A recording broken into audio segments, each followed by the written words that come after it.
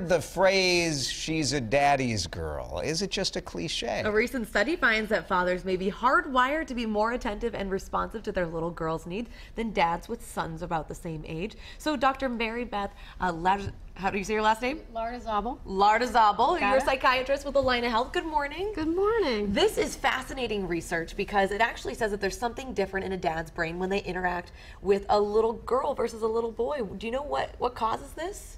You know, I think there's a lot of theories, and I think there's some speculation, I think, that there might be some evolutionary advantage, but I also think that we're highly socialized beings. So we're taught from a young age, and even from our parents, to treat boys and girls differently. Are moms hardwired in the same way that you find dads are?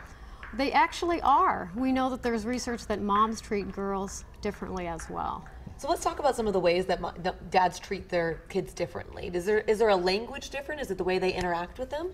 Yes, there's quite a big difference, actually. So what they thought when they did the research was that the fathers spoke in a much more emotional way to the daughters. Versus how they were with the sons. Exactly. So with the sons, they were very neutral, very kind of words like win and tough. And with girls, they were much more like, they talked about feelings a lot more. And actually, this is true for mothers and daughters as well. Is this a good thing or a bad thing?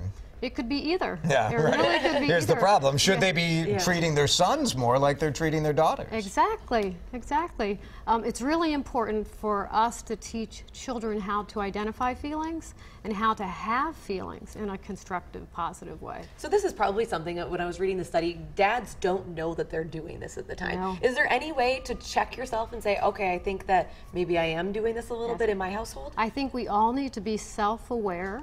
I mean, we get most of our parenting information from how we were treated as children. We need to be aware of our own biases, and we might need to consciously select different ways of being with both our sons and our daughters. Is it inherently wrong to treat daughters differently than you treat sons? Not at all.